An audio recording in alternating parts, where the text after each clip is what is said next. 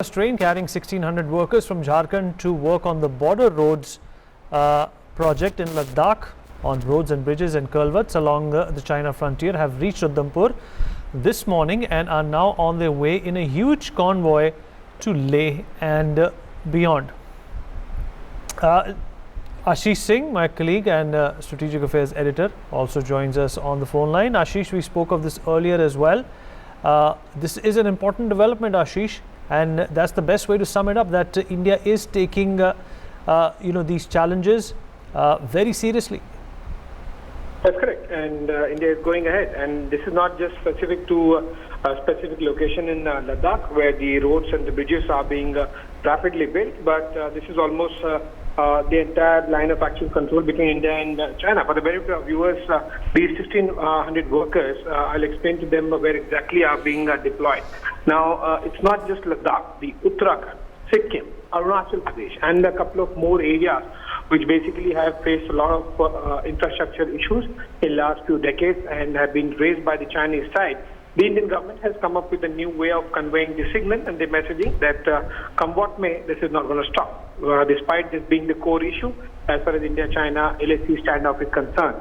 Also, to give a bit of perspective to our viewers, how the schematic and the thematic way the entire BRO projects have been built up in the last 2 years.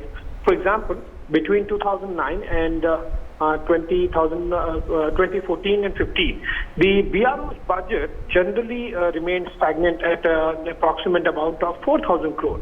Now, what has been done in the last 2 years, it has been increased in the last couple of years.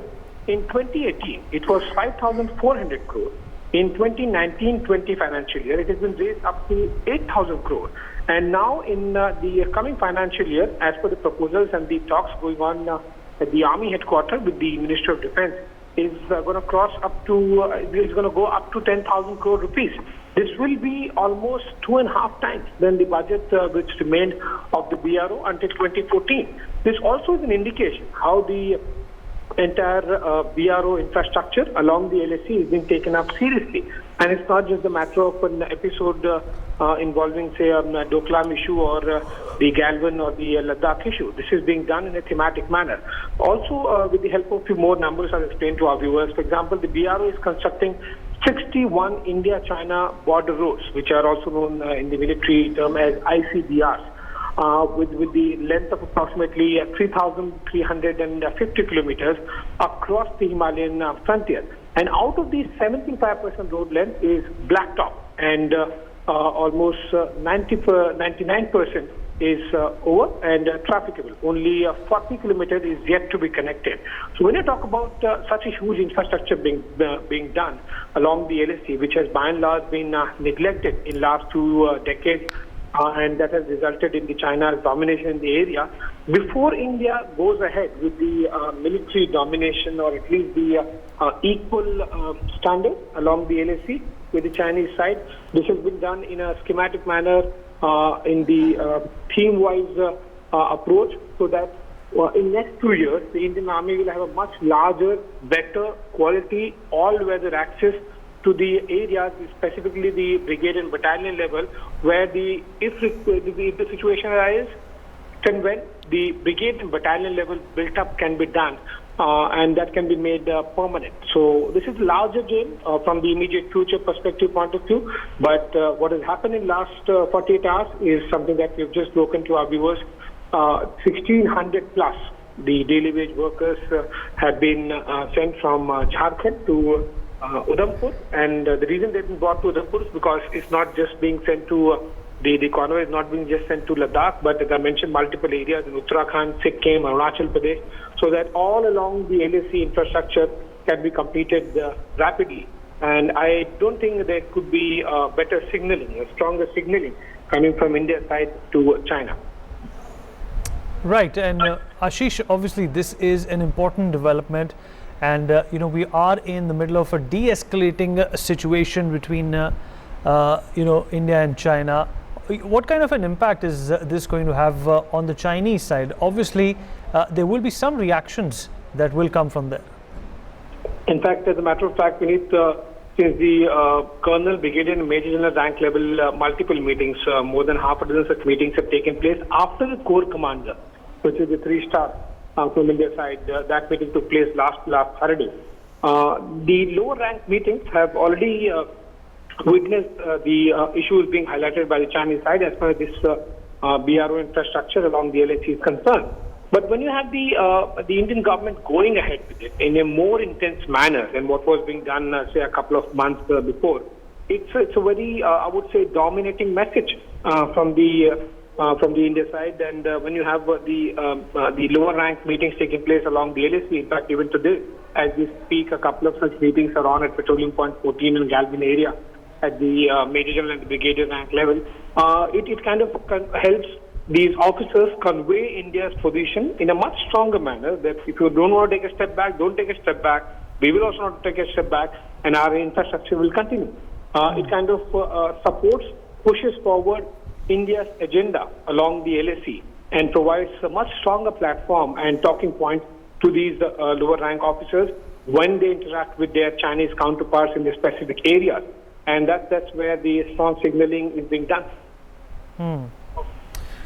Right, Ashish, this is being done at a time which is sensitive, but at the same time, it is also being done because it was very much needed too. There has been some dilapidation of resources and infrastructure along these other states that you've also mentioned, including Sikkim, and this was long due, and finally, it's being thought of.